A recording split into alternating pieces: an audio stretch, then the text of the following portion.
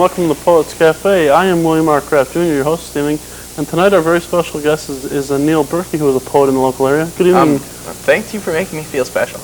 Well, I certainly try.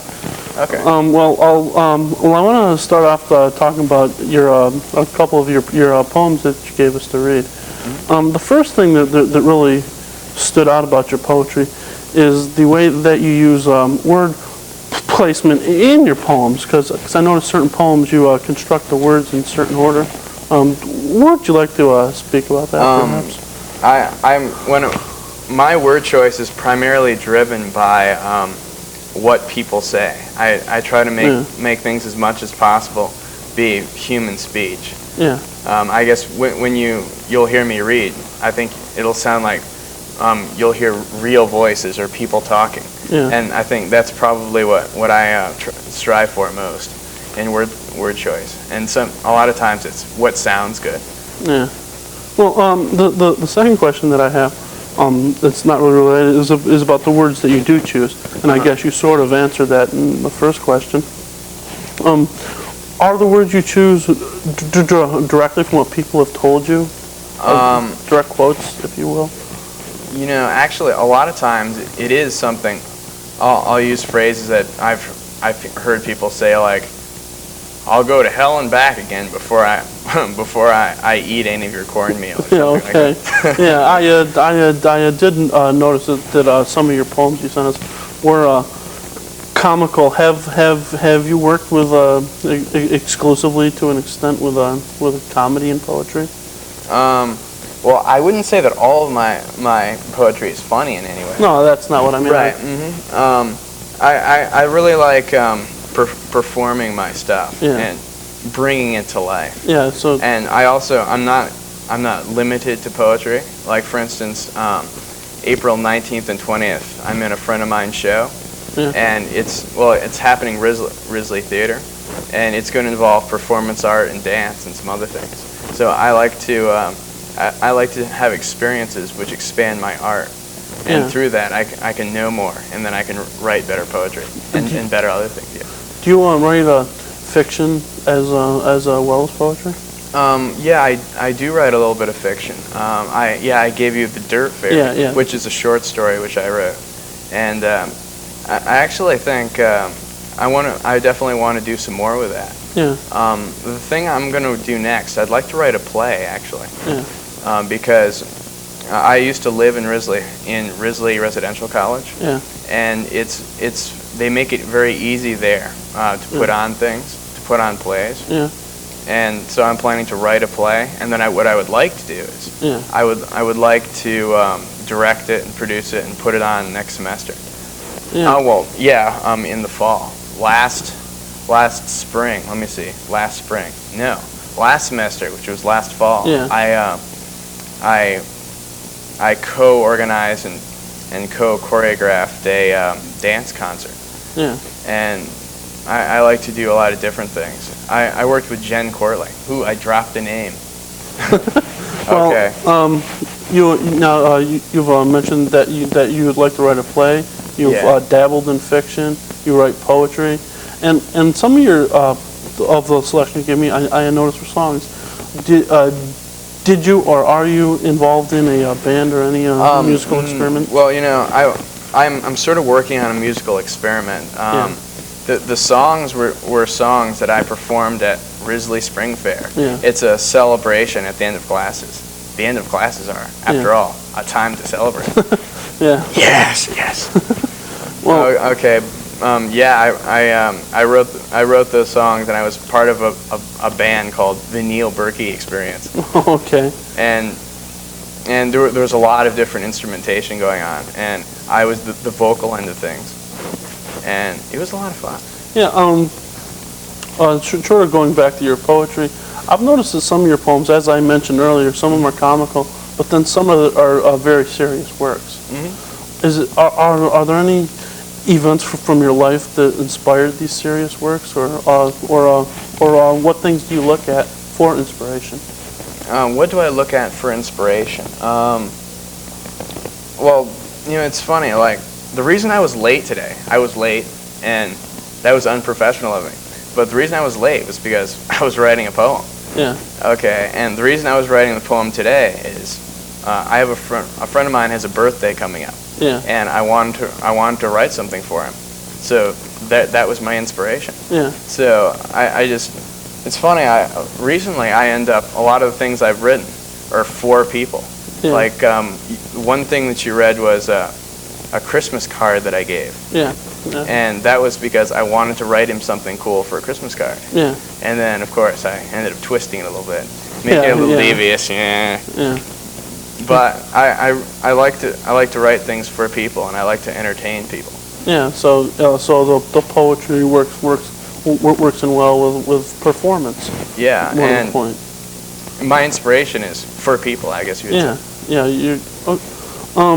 Well, the next question I was going to ask: were there any poets that you read that you thought were inspirational? Well, you know, it's funny you should say that. That reminds me, another name I need to drop is Josh Owen. He was a friend of mine that I met living in Risley, and he's been very influential in my work.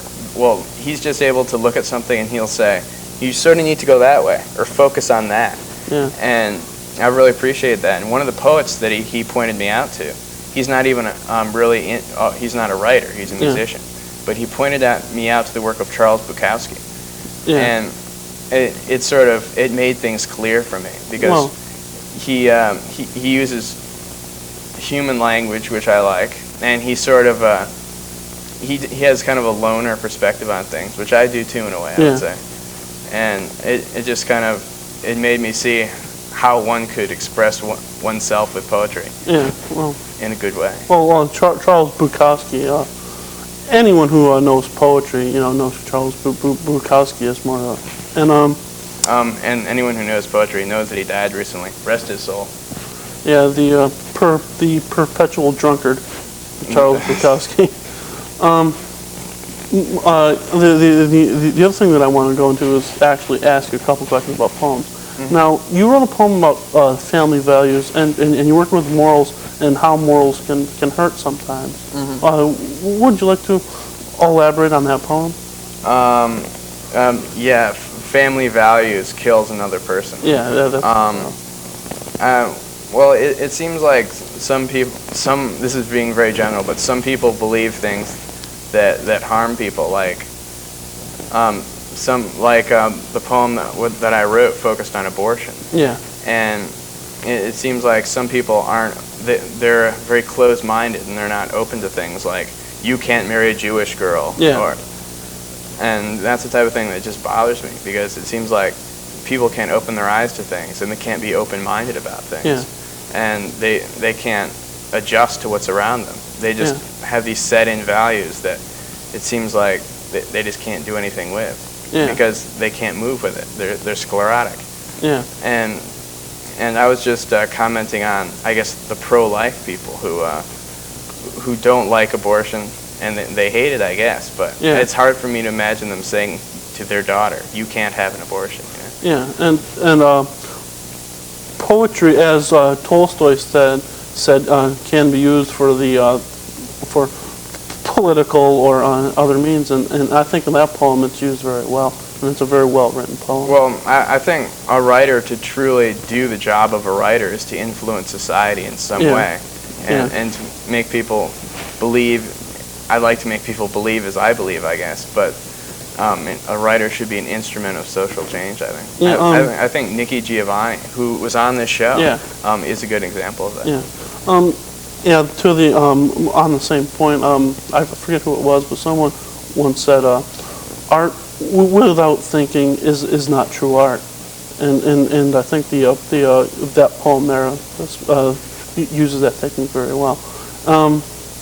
Are there any other thoughts about any of your poems that you'd like to get out? Or let's say people have actually, well, this is sort of like moving into the reading, which will be happening soon, but one thing that people requested when they knew I was going to be on the show, yes, I've been plugging the show. Thanks. One thing that they requested was the cicada poem. Did you read that? Yeah. And I guess I'm going to be excited to read that in front of a larger audience. And also, I'm also excited because, like, the poem I wrote today, I've never read before. So, and I think the important thing about reading poetry or something, it's always different every time you read it. Yeah. And I'm going to be kind of discovering the poem I wrote today when I perform. Yeah, because it's the first time that it's been performed. Yeah. Have you ever considered maybe devoting a show to your poetry? Actually, our first show, our pilot, was my poetry. Well, you know, I probably should have asked you before, and I haven't seen it, but I bet you have a tape. Yes, I do. And if anyone wants to see that tape, they can call down to Pegasus, and they'll be glad to make a copy of that tape. Well, moving along to my final question. My poetry does what your poetry does with the political and the philosophical type things. Is the main emphasis of my poetry. Do you think that like people of our generation are embracing this more than, say, people that are older? Do you mean people care? Do people care about poetry now? Yes, it's basically. You know, I think if you get poetry out there, I think people are aware of it and they do care about it. Like Henry Rollins, for instance. Yeah. He gets it out there. He plugs his stuff, yeah. and it makes people aware. I think poets who just write their stuff and then maybe hope that somebody's going to publish it and send it to publishing houses and use that as a way of promoting themselves aren't doing themselves justice. I mean, if they want to get their stuff out there so people can see it, they need to. It's hard. You really have to plug your stuff, and you have to make yourself an entertainer. Yeah. So you can't just be a poet. You also have to be an entertainer for the general populace to like. So you don't think that someone could just be a traditional poet and have the word spread? That they would have to be poet and something else? Like say a Henry Rollins or a Jim Morrison or someone of that type.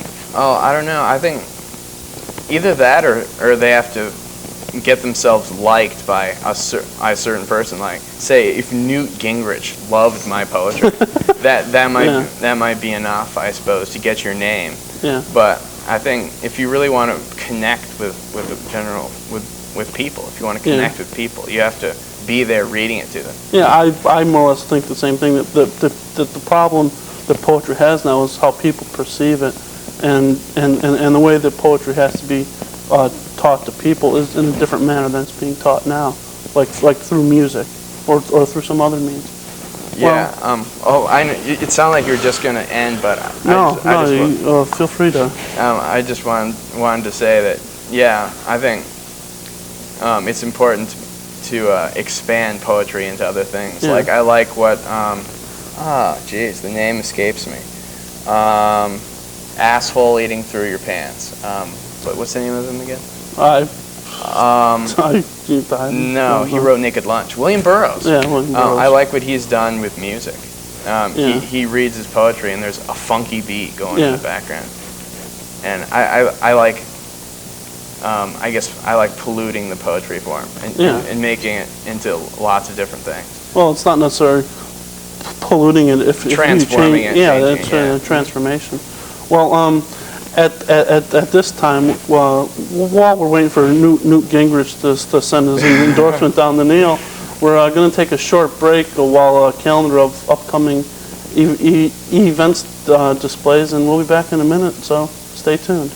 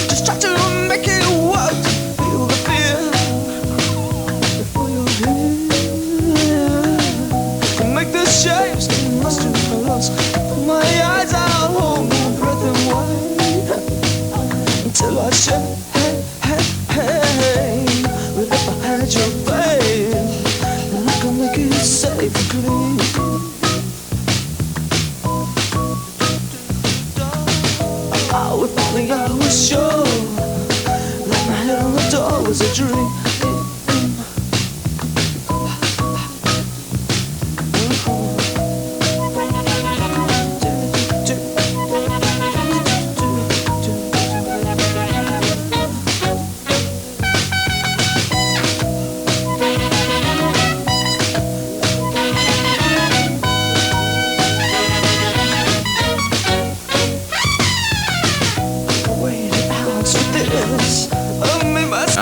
Hello, my name is Neal Berkey, and I'm going to be reading some poetry for you tonight, and I hope you like it, because I like it. Anyway, the first thing I'm going to read is something that we mentioned earlier in the show, and it's entitled, Family Values Kills Another Person. I smeared the Vaseline to make you fall when you and that creep got back. Your words were so sticky, but he held you up. I saw your loose neck, but he knew the way. His purr turned into a moan I heard all night. Sure I knew, you thought I didn't. The sun arose and he came down and I waited. My heart whir didn't stop.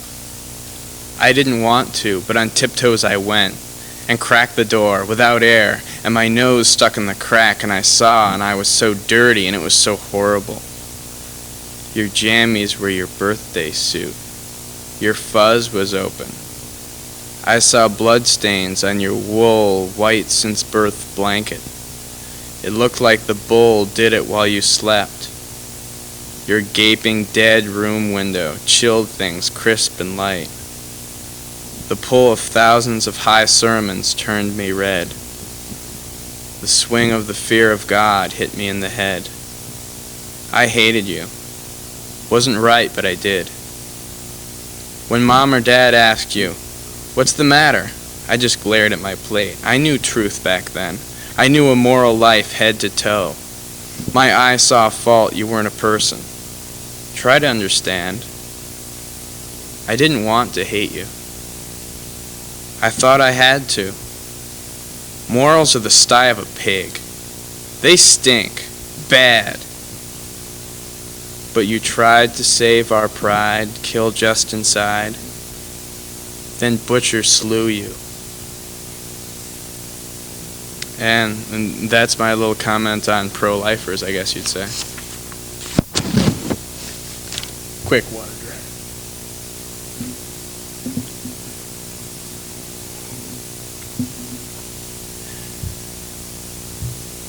drink. That felt good.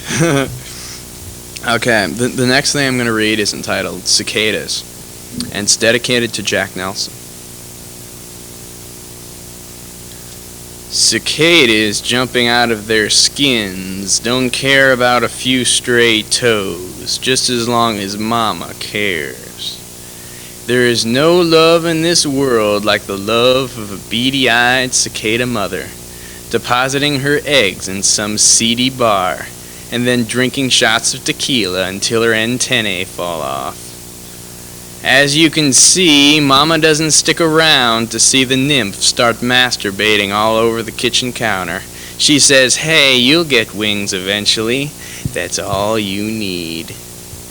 Of course, the nymph learns a few things the hard way, like which way not to point the fire extinguisher, and how the man handing out nose candy isn't such a good fella. But by and large, the nymph is well provided for, having the government already paralyzed with gridlock and extremists before he arrives.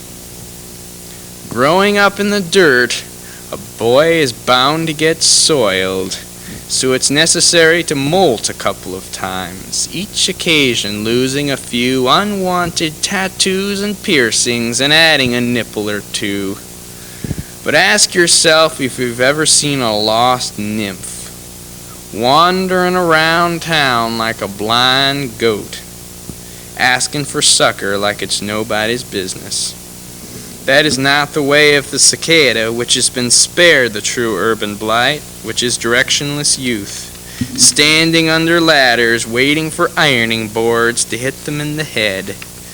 The nymph knows to steer clear of all flying ironing boards, and for the most part feeds contentedly on the roots of the things supposedly looking out for his welfare. However, as most bugs are bound to do, foraging about half-blind in a dilapidated cellar, the nymph is going to knock face first into a member of the opposite sex at some point. The nymph knows immediately what the opposite sex is there for, be it boy or girl. While at first they just share a few morsels of partially decayed organic material, the nymphs are fully aware that there is one thing that no one can take away from them, and given the fact that they slave in the dirt to get rained upon and shit at, protective measures are usually not in use. The most advisable method of reproduction involves waiting until after you've got yourself a set of wings, but escape from environmental conditions proves more persuasive often enough. So there. Besides, delaying procreation until you molt yourself a set of flyers sometimes means a few stray bullets taking your aviation apparatus off, leaving your willy nothing but a sad, sad song to chirp until finally somebody just tells you to shut up and throws a garbage can on your head. The hard-up female nymphs, however, form support groups, cry on shoulders, and keep things generally respectable. But sure enough, the game of poker playing an equalizer in most every corner and circumstance, a cicada can win the shirt off your back, whatever the state of intoxication. However, even the strong have days of deep despair, and sometimes a cicada desires only to lie on the sofa, unable to even to throw out the old exoskeleton into the hallway. In keeping with tradition, the cicada dresses with the event of calamity always in mind. This is the reason you will never find a cicada in any growth stage without a copy of the United States Constitution strapped to one of its legs. In the event of a violent encounter with another cicada, the Constitution provides an invaluable source of comfort and security. Needless to say, the cicada was foremost in the minds of the constitutional conventioneers. This was truly fortunate for the cicada, who, in merely providing itself with the sustenance needed for survival, was unable to attend. Despite rumors to the contrary, however, if given a tennis racket or a golf club at the right age, the cicada can often outperform even most mammals at their own game. But perhaps the sight of excreted moltings on the greens is a good enough reason to bar cicadas from the links. Elitism has its benefits, though, as the slighted cicada has a heightened sensitivity for the concept of right and wrong. The bargaining prowess of the cicada has made previously unimaginable harmony in the Middle East a real possibility. Footage of a fast-talking cicada has only been caught on film in the past couple of decades, and more Nobel Prizes are certainly in order for the scientist brilliant enough to crack the cicada's complex code. Interestingly enough, several recorded cicada songs bear remarkable resemblance to several of Elvis Presley's #1 hits. While not receiving a penny in compensation, the cicada takes solace in the fact that because the king had so much money left over from not recognizing the contributions of the cicada, he became bored and unhappy, which led to his well-documented drug and weight problems. But who wants to hear about a dead guy?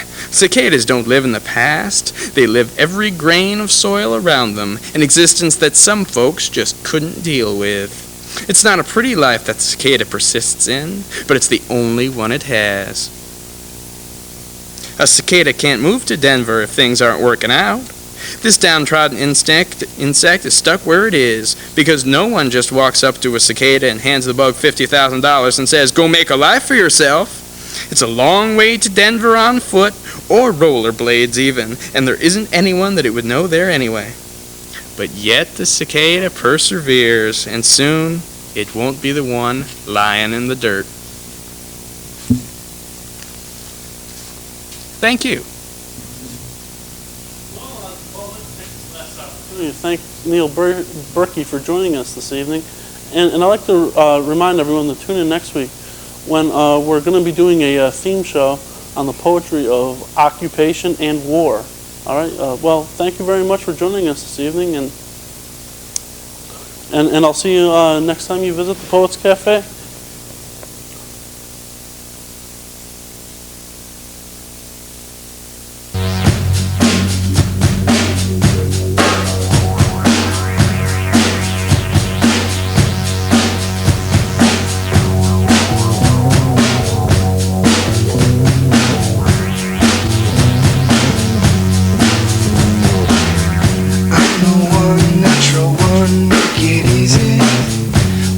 Take it inside, where I can love how I like if I want.